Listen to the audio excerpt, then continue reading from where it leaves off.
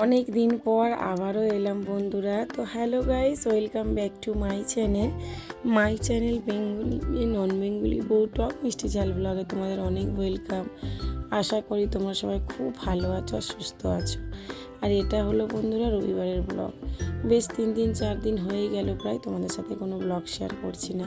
শরীরটা খুবই খারাপ বন্ধুরা, মন মেজাজ এত খারাপ বলতে পারবো না আমি। তো যাই হোক বন্ধুরা, সবসময় চেষ্টা করি কাজের জায়গাটাকে কাজের মতন দেখার জন্য। আর এই কথাটা আমরা সবসময় নিজেদেরকে বলে থাকি যে যেমনই পরিস্থিতি হোক না কেন, কাজের কখনো করবো না, ডিলে করবো না, কাজ যাতে ভালোভাবে হয়। কিন্তু ওই যে এমন একটা পরিস্থিতি চলে আসে যখন মন আর শরীর একদমই সাথ দেয় না। তো এই রকমই ধরনের একটা আমার পরিস্থিতি এসে গেছিলো। তো 3-4 দিন ব্রেক নেওয়ার পর আবারও তোমাদের ভালোবাসার টানে উঠে দাঁড়ালাম কাজ করার জন্য। তো তোমরা ভালোবাসা সাপোর্ট রেখো, পাশে থেকো। তো রবিবারে বন্ধুরা সকালের টিফিনটা দিয়ে ব্লগ শুরু করলাম। দেখলেই সকালের টিফিনে নান আর বানিয়েছি, কিনে এনেছিল দোকান থেকে। আর আজকে না বন্ধুরা ঘরে কাজ হচ্ছে, আর বর আগে থেকে রবিবারের কাজটা রেখেছিল যে ও নিজে থাকবে। কিন্তু হঠাৎ করে সকালবেলা বরের কাছের ওখান থেকে ফোন এসেছে যে আজকে দোকান থেকে কিছু মাল বেরোবে, বরকে যেতে হবে। তো ও তো চলে গেল, আর মিস্ত্রিকে তো বলা হয়ে গেছে, উনি সকাল থেকে এসে ভাঙচুর শুরু করেও দিয়েছে। আর কি বলো তো বন্ধুরা, আমরা ভাড়া ঘরেই থাকি, কিন্তু ভাড়া ঘরে থাকলেও কী হবে, কিছু কিছু জায়গাগুলো এত অসুবিধা হচ্ছে। এই বর্ষাকালটা বাড়িওয়ালা খালি আসে, ভাড়া নিয়ে চলে যায়, বলছে তোমরা তোমাদের মতন কাজ করিয়ে নাও, ভাড়া দিয়ে পয়সা কাটবে। এবার একটা কাজ করানোর তো একটা ব্যাপার থাকে, ভালো মিস্ত্রি, এই মাল মেটেরিয়াল কিনে আনা, দাঁড়িয়ে থেকে কাজ করানো। দেখো বন্ধুরা, বর তো চলে গেল। এই দেওয়ালটা থেকে না জল চুয়ে চুয়ে পড়ে, আর বাইরের সাইড থেকে হয়তো ফেটে উঠে গেছে, হয়তো অনেক দিনের পুরনো বাড়ি এটা, বুঝেছো বন্ধুরা। তো যাই হোক, তো ওই টুকটাক কিছু ঘরের কাজ আছে, তো সেই সব কাজই করাবো আজকে আর কি। মিস্ত্রি লেগে পড়েছে। আর তোমাদের একটু নিজেকে দেখিয়ে দিলাম। চোখ দেখে তোমাদের কি মনে হচ্ছে বন্ধুরা? শরীরটা খারাপ, প্রচণ্ড শরীরটা খারাপ ছিল কদিন। সর্দি, মাথা যন্ত্রণা, গা হাত পা ব্যথা, জ্বর, মন মেজাজও ভালো না। এই যে বড়ো ছেলে টিফিনটা করে নিল, এখনও আমি খাইনি।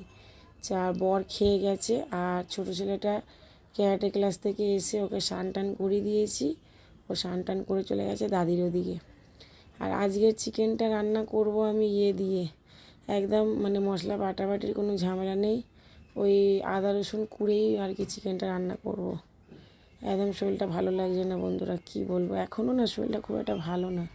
কিন্তু তোমাদের সাথে এমন একটা সম্পর্কে জড়িয়ে গেছি, ভালোও লাগছে না জানো তো। বারবার ফোনটা খুলে ভাবি, তোমাদের ভিডিও দেখি, নিজে একটা ভিডিও ছাড়ি, কিন্তু এত শরীরটা খারাপ ভালোই লাগছিল না কদিন। তারপর যা কালকে থেকে কাজ শুরু করেছি, আস্তে আস্তে করে টুকটুক করে করব। তারপরে আর 10টা দিন পুজোর বাকি, ছেলেগুলোরও জামা কাপড় কিছু কেনা হয়নি। তো দেখি কিভাবে কি করি, সব কিছু তোমাদের সাথে শেয়ার করার চেষ্টা করবো বন্ধুরা। আর এই যে এখানে আমি একটা নান নিয়ে বসে পড়েছি খেতে। মুখটা না কেমন একটা তিতো মতন হয়ে গেছে, জলও একটা তিতো ভাব লাগছে, খেতে একদমই ভালো লাগছে না। তো ওইদিকে মাংসর ঝোল আর ভাত আমার হয়ে এসছে মনে হয়। আর এই যে এদিকে দেখো, ঘরের কাজটা হয়ে গেলে এখনও বাইরের কাজ বাকি রয়েছে। এই যে মাংসটার তরকারিটা প্রায় হয়েই গেছে, একটু গরম মশলা দিয়ে দিলাম, দিয়ে আর একদম রেখে দেবো। কিছুই হাবি যাবি না, একদম সাদামাটা আলু মাংসর ঝোল, ব্যাস। এই রবিবারের এক তরকারি।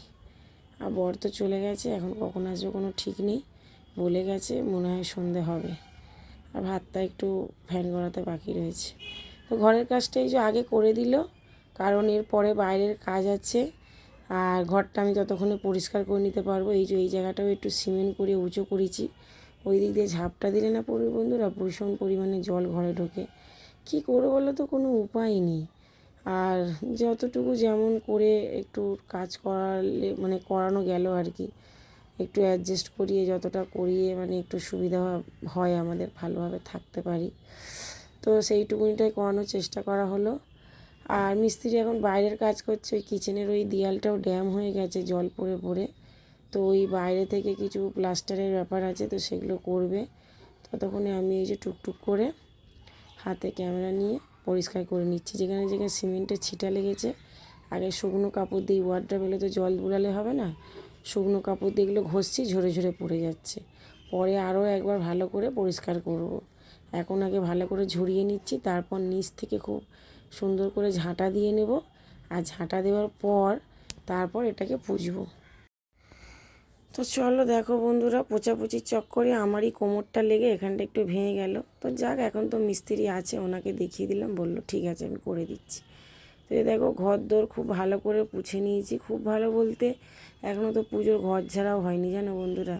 আবার মামি শাশুড়িরা বিহার থেকে আসবে, আজকেই ঢুকবে ওনারা বিকেলের মধ্যে, না কালকে, আচ্ছা এটা ভিডিওটা রবিবারে না শনিবার সকালে ওনারা চলে এসেছে। তো এইসবের মধ্যে প্রচণ্ড ব্যস্তই আছি, আর শরীরটাও ভালো না, মনটাও ভালো না। এদিকে দেখো মিস্ত্রি ছাদের উপরে কাজ করছে। আমরা যে আগের দিনে পার্টি গেছিলাম, জুতোগুলোকে একটু রোদ খাইয়ে নিলাম। আমি সবসময় চেষ্টা করি বন্ধুরা, নতুন জুতো যখনই বের করি কোনো অনুষ্ঠানে পরলে আমি কি করি, ওই নতুন জুতোগুলোকে আরও একবার করে ভালো করে মানে পোছে পাছে একটু রোদ খাইয়ে নিই। এতে করে কিন্তু জুতো অনেক দিন টেকে, সত্যি কথা বলতে বন্ধুরা।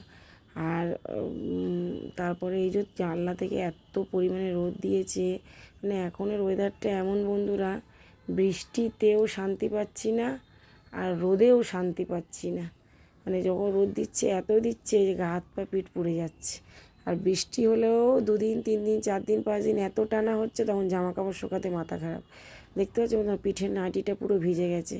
আর মুখটা একটু এইভাবে ঢেকে নিয়েছিলাম, সিমেন্টের কাজ করছিল, সিমেন্টের ঝাড়াঝাড়ি করছিলাম, খুব গলায় লাগছিল ওই জন্য। তো আজকে জামা প্যান্টগুলো শাশুড়ি দিকে মিলিনি, কারণ মামি শাশুড়ি ওরা এসছে, সব মিলে মানে ভর্তি করে রেখেছে। তারপরে ভাবলাম যে না এইদিকে মিলে দিই, জানলাটা রোদটাও ঘেরা থাকবে। প্রচণ্ড গরম লাগছে, প্রচণ্ড পরিমাণে। তো এই যে কিচেনের এই জানলাটাতে পুরো ভরে ঢেকেই দিলাম।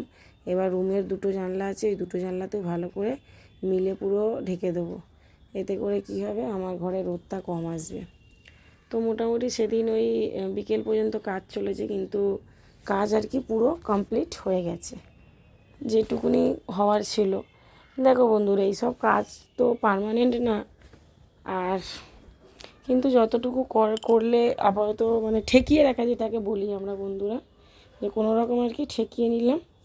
খুব পরিমাণে জল যেটা আসছিল সেইটা এখন আর আসবে না। তো বন্ধুরা দেখো, তোমাদের সাথে অনেক দিন দেখা সাক্ষাৎ নেই, ব্লগ বানানো নেই, তো আজকে থেকে আবার শুরু করলাম। তো সবাই পাশে থেকো, সাথে থেকো, আর আমিও চেষ্টা করব তোমাদের সবার পাশে আর সাথে থাকার। চলো বন্ধুরা, এখন এক এক করে ঘরের সমস্ত কাজগুলো গুছিয়ে নিই, তোমরা দেখতে থাকো। সন্ধেবেলা বর আসবে, বরের সাথে আবার চা মুড়ি সিঙ্গারা নাস্তা হবে, ঠিক আছে, তোমরা দেখতে থাকো।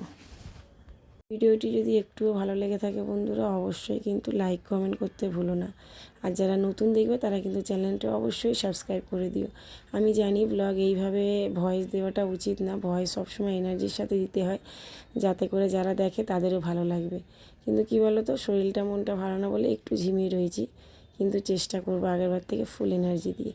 এই যে তোমাদের দেখেছি জায়গাটা, এই জায়গাটায় জল পড়ে, আর যেমন দেয়াল এসে রঙগুলো কেমন ফুলে গেছে দেখছো। তো এই তো আমাদের দীপাবলি ছট পুজো আসছে, রং হবে, তো তার আগে ওই জন্য আরও বিশেষ করে এইসব কাজগুলো করলাম। এদিকে এই যে জল চৌকি বানানিলাম, ছিল না, কাপড় ঘিরে ঘিরে রাখতাম, পোকামাকড় ঢুকতো। এই চৌকিটা ভেঙে মতন গেছিলো বলে এটাকে ঠিক করালাম। তো এখন প্রায় ওই বিকেল 4:30 5টা, সমস্ত কাজ করে পুরো ঘর বারান্দা পরিষ্কার করে নিয়েছি। আর যেই জায়গাটা ভেঙে গেছিলো ওই জায়গাটা উনি ঠিক করে দিয়েছে। তো ঠিক আছে বন্ধুরা, আর আপাতত এখানেই রাখছি। ভালো লাগলে অবশ্যই লাইক কমেন্ট করো, পাশে থেকো। আবার দেখা হবে কালকে নতুন একটা ভিডিওতে।